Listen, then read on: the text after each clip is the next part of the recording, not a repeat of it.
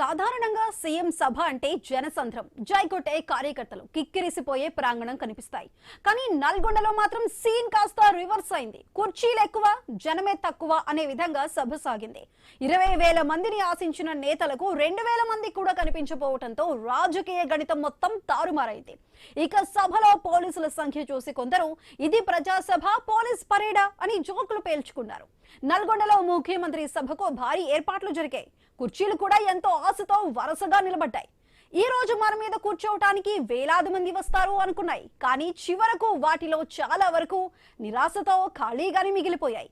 జన సమీకరణ బాధ్యత తీసుకున్న నేతలు మాత్రం జనం వస్తున్నారు అంటూ చివరి నిమిషం వరకు రూట్ మ్యాప్లు చూసుకుంటూనే ఉన్నారు. అయితే ఆ రూట్లలో జనం కంటే పోలీసు వాహనాలే ఎక్కువగా కనిపించాయన్న చర్చ సాగింది. సభ ప్రాంగణంలోకి వచ్చిన వారిలో కొందరు సీఎం ప్రసంగం మొదలయ్యేలోపే సెల్ఫీలు పూర్తి చేసుకోగా, మరికొందరు ప్రసంగం మధ్యలోనే ఇంకా ట్రాఫిక్ పెరగక ముందే బయలుదేరదాం అనే వ్యూహంతో నిష్క్రమించారని రాజకీయ వర్గాలు సరదాగా వ్యాఖ్యానిస్తున్నాయి. సీఎం మాట్లాడుతుండగానే ఖాళీ కుర్చీలు కూడా ప్రసంగాన్ని ఎంతో శ్రద్ధగా విన్నాయంటూ సోషల్ మీడియాలో మీమ్స్ వైరల్ అవుతున్నాయి. జనం లేని సభలో కుర్చీలే నిజమైన కార్యకర్తలు అంటూ నెటిజన్లు సెటైర్లు పేలుస్తున్నారు. ఇక సభకు వచ్చిన జనాల కంటే బందోబస్తుకు వచ్చిన పోలీసులే ఎక్కువగా ఉన్నారని స్థానికులు చర్చించుకోవటం విశేషం. దీంతో కొందరు సభ విజయవంతమైందో లేదో తెలియదు, కానీ పోలీసుల అటెండెన్స్ మాత్రం 100% నమోదైంది అని చమత్కరించారు. మొత్తానికి భారీ అంచనాలతో ప్రారంభమైన సభ రాజకీయంగా ఎన్నో ప్రశ్నలను మిగిల్చింది.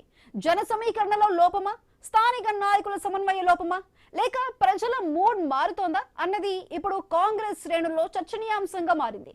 అంతేకాదు, జన సమీకరణ ఫ్లాప్ విషయంలో అధికార కాంగ్రెస్ నేతలు ఆత్మ పరిశీలన చేసుకోవాల్సిన పరిస్థితి తలెత్తింది.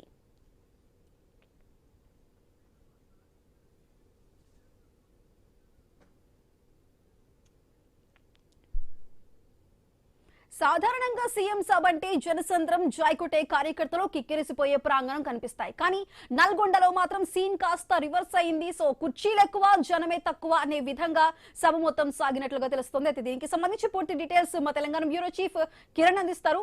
సో కిరణ్, చెప్పండి, నల్గొండలో సీఎం సభకి సంబంధించి కుర్చీలు ఎక్కువ జనం తక్కువ అనే మాట కూడా వినిపిస్తుంది. అట్లీస్ట్ 2,000 మంది వరకు కూడా సభకి రాలేదు అంటే అసలు ప్రజల వర్షన్ ఏమైనా మారిందా, లేదంటే ప్రజలని సమీకరించాల్సిన నేతలు బాధ్యతని విస్మరించి ఆత్మ పరిశీలన చేసుకోవాల్సిన సిచ్యువేషన్ కనిపిస్తుందా? సుధా, ఈ రోజు నల్గొండలో ముఖ్యమంత్రి రేవంత్ రెడ్డి పర్యటించారు. పలు అభివృద్ధి పనులకు శంకుస్థాపన చేశారు. అనంతరం ఇంది కాలేజీలో ఏర్పాటు చేసినటువంటి బహిరంగ సభలో పాల్గొన్నారు. అయితే సీఎం సభ నేపథ్యంలో భారీ జన సమీకరణ ఉంటుందని కూడా అగ్రనేతలు ఆశించారు. వారి ఆశలపై నీళ్లు చల్లినట్టు కూడా ఇప్పుడు ప్రస్తుత పరిస్థితి చూస్తే మనకు స్పష్టంగా తెలుస్తా ఉంది. అయితే జన సమీకరణ విషయంలో నేతలు ఫెయిల్ అయ్యారా, లేకుంటే ముఖ్యమంత్రి రేవంత్ రెడ్డి స్పీచ్ బోర్ కొట్టిందా అనేటువంటి అనుమానాలు అయితే వ్యక్తమవుతా ఉన్నాయి. సభ ప్రారంభమైన తర్వాత కొంతమంది మంత్రులు కావచ్చు, కొంతమంది ముఖ్య నాయకులు స్పీచ్ ఇచ్చినటువంటి నేపథ్యంలో వారి స్పీచ్ ఎక్కువ కావడం, అదేవిధంగా ముఖ్యమంత్రి రేవంత్ రెడ్డి స్పీచ్ కు వచ్చే వరకు కూడా సభ నుంచి కూడా జనం అయితే వెళ్లిపోయినటువంటి పరిస్థితి కూడా కనబడింది. అయితే మొదట్లో కొంత కుర్చీలతో నిండుగా కనిపించినటువంటి సభ కాస్త ముఖ్యమంత్రి రేవంత్ రెడ్డి స్పీచ్ కు వచ్చే వరకు కూడా అంతా వెళ్లిపోయినటువంటి పరిస్థితులు అయితే మనం చూస్తా ఉన్నాం. భారీ ఖర్చు పెట్టి కూడా, అంటే పత్రికా ప్రకటనలకు సంబంధించి కావచ్చు, జన సమీకరణకు సంబంధించి కావచ్చు, భారీ ఎత్తున ఖర్చు పెట్టినప్పటికీ కూడా ఆశించిన స్థాయిలో జన సమీకరణ జరగలేదనేటువంటి అభిప్రాయం ఇప్పుడు కాంగ్రెస్ నేతల్లో వ్యక్తమవుతా ఉంది. సభ తర్వాత కూడా ముఖ్యమంత్రి రేవంత్ రెడ్డి జిల్లాకు సంబంధించిన నేతలపై కూడా అసహనం వ్యక్తం చేసినట్టు కూడా తెలుస్తా ఉంది. అంటే జన సమీకరణ భారీ ఎత్తున జరుగుతుంటే నల్గొండ కాబట్టి, నల్గొండ జిల్లా అంటే కాంగ్రెస్ పార్టీకి కంచుకోట కాబట్టి జన సమీకరణ ఎక్కువ స్థాయిలో జరుగుతుంది అనుకుంటే, ప్రస్తుతం అయితే ఆశించిన స్థాయిలో జనాలు రాకపోవడంపై కూడా నిరాశ నిస్పృహ వ్యక్తం చేసినట్టు కూడా తెలుస్తా ఉంది. మొత్తానికైతే భారీ బడ్జెట్ తో నిర్వహించినటువంటి సభ కాస్త అట్టర్ ఫ్లాస్ షోను తలపిస్తుందనేటువంటి ఆవేదన కాంగ్రెస్ పార్టీ నేతల్లో నెలకొందని కూడా చెప్పొచ్చు.